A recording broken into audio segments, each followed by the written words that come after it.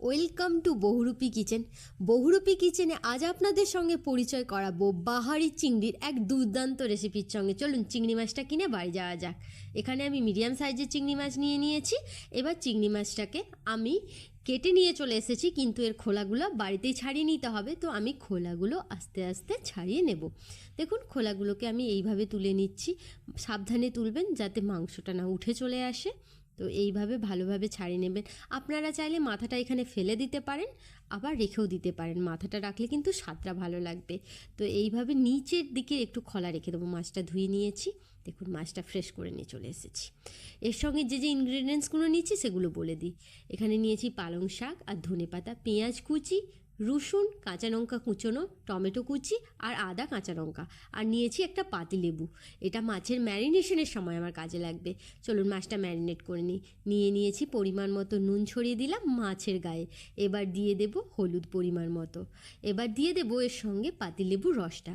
পাতিলেবুর রস মাছের সঙ্গে যদি আমরা মিশিয়ে নেই তাহলে কিন্তু মাছের আষ্টে গন্ধটা চলে যাবে, আর মাছটা কিন্তু ভালোভাবে ম্যারিনেশন হবে, আর গন্ধটাও খুব ভালো লাগবে। তো মাছটা আমার ম্যারিনেশন করা হয়ে গেছে।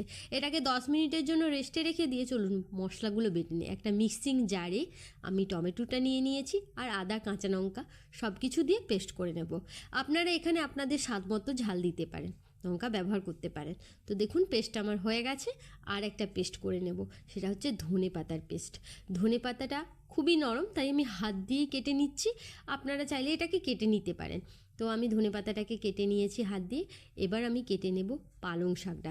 এখানে কিন্তু আমি কচি কচি পালং শাকের পাতা নিয়েছি, খুব বুড়ো হয়ে যাওয়া পাতা নিইনি। তো এটাকেও আমি হাতের সাহায্যে মুচড়ে কেটে নিয়েছি।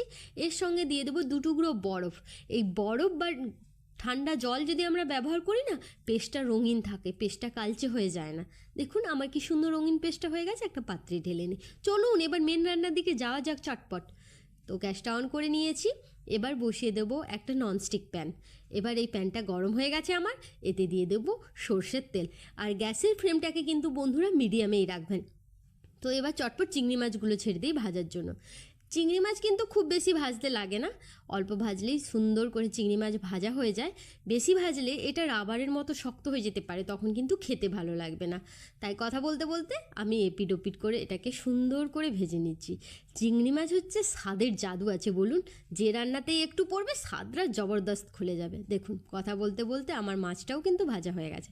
দেখছেন কী সুন্দর মাছ ভাজা হয়ে গেছে। এগুলোকে এবার তুলে নিয়েছি। এবার ওই তেলেতেই আমি দিয়ে দেব জোয়ানটা পেকে গেলেই এবার এতে দিয়ে দেব পেঁয়াজ কুচি। এখানে আমি মিহি করে পেঁয়াজ কুচিয়ে রেখেছি একটা বড় সাইজে। তো এবার পেঁয়াজটাকে আমি গোল্ডেন ব্রাউন করে ভেজে নেব। দেখুন বন্ধুরা পেঁয়াজটা আমার সুন্দর করে ভাজা ভাজা হয়ে গেছে। পেঁয়াজ থেকে তেল ছেড়ে দিয়েছে আর পেঁয়াজের কালারটাও ব্রাউন হয়ে গেছে। এবার দিয়ে দেব আমার বেটে রাখা পেস্টটা দিয়েও এটা কষিয়ে নেব। ততক্ষণ কষাবেন যতক্ষণ না এর থেকে কাঁচা গন্ধটা চলে যায়। টমেটো আদা এগুলোর কাঁচা গন্ধ থাকে, যেটা রান্নাকে কিন্তু ভালো করবে না। তাই তেল ছেড়ে এলে তখন ভাববেন কষানো হয়ে গেছে। দেখুন আমার তেল ছেড়ে দিয়েছে। এবার আমি এতে ভেজে রাখা মাছটা দিয়ে দেবো। মাছটা দিয়ে একটু ভালো করে নাড়িয়ে নেব যাতে মাছের সঙ্গে মশলাটা ভালোভাবে মিশে যায়। এরপর এখানে আপনি পরিমাণ মতো আপনার জল ব্যবহার করবেন, কিন্তু সেটা খুব সামান্য, যাতে মশলাটা চিটে না যায় আর গ্রেভির থিকনেসটা ভালোভাবে আসে। তো সেইভাবে দিয়ে দিলাম। আর আমার এই ভিডিওটা যদি আপনাদের ভালো লেগে থাকে তাহলে লাইক শেয়ার অবশ্যই করবেন। এরকম ভিন্ন স্বাদের রেসিপির সঙ্গে পরিচয় হতে চ্যানেলটাকে সাবস্ক্রাইব করতে ভুলবেন না বন্ধুরা। দেখুন কথা বলতে বলতে কিন্তু আমার মশলা দিয়ে তেল ছেড়ে গেছে। এবার দিয়ে দেব হরিয়ালি পেস্টটা, রঙিন। দেখো মনে হচ্ছে না চিংড়ি মাছ দোল খেলছে? কি সুন্দর লাল সবুজের আলাদাই একটা মিশেল। সতে করে নেব একটু। ব্যাস হয়ে এসছে, চিংড়ি মাছ চটজলদি রান্না হয়ে যায়। এইবার এতে আরেকটা জিনিস দিয়ে দেবো। এতে দিয়ে দেবো আমি এখন 1 টুকরো বাটার। এই বাটারটা দিলে স্বাদটা আরও বেড়ে যাবে। আরে দাঁড়াও আরও আছে। এটাই হচ্ছে স্বাদের আর এক জাদু, তড়কা। এখানে আমি একটা ছোট্ট চাটু নিয়েছি। এবার এতে দিয়ে দিয়েছি সর্ষের তেল। এখানে কিন্তু সর্ষের তেলই ব্যবহার করবেন বন্ধুরা। এবার এতে মিহি করে রাখা রসুন আর কাঁচা লঙ্কাটা দিয়ে দিচ্ছি। আর গ্যাসের ফ্লেমটা অবশ্যই লোতে রাখবেন, না হলে কিন্তু তরকাটা পুড়ে যাওয়ার সম্ভাবনা থাকে।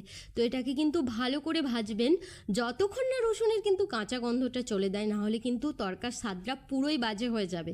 কিন্তু কালো করে ফেলবেন না, হালকা ব্রাউন কালার এলে গরম গরম চিংড়ি মাছের উপর ছড়িয়ে দিন। কি সুন্দর গন্ধ বের হচ্ছে বন্ধুরা। এইবার হচ্ছে মেন কাজ, আরও একটা জিনিস আছে। ঢাকা দিয়ে দেব। ঢাকা দিয়ে গ্যাসের ফ্লেমটা বন্ধ করে দিলাম। দেখছেন ভিতরে কি সুন্দর একটা স্মোকি ওয়েভ উঠেছে। এই স্মোকি ওয়েভের জন্যই সর্ষের তেলের ঝাঁঝ আর রসুনের গন্ধে অসাধারণ হয়ে উঠবে। তাই দেরি না করে চটপট সাবস্ক্রাইব করুন বন্ধুরা। তো চলুন এইবার আমি এটাকে ঝটপট পরিবেশন করি। তো সুন্দরভাবে আমি এটাকে একটা প্লেটে সাজিয়ে নিয়েছি। দেখুন তো বন্ধুরা, জিভে জল আসছে তো? হ্যাঁ, আসবেই তো। গরম গরম এক থালা ভাত আর এরকম একটা চিংড়ি মাছের রেসিপি, জমে যাবে দুপুরের লাঞ্চটা পুরো। তো টাটা বন্ধুরা, আজকের মতো আবার দেখা হবে অন্য ভিডিওতে। সাবস্ক্রাইব করুন।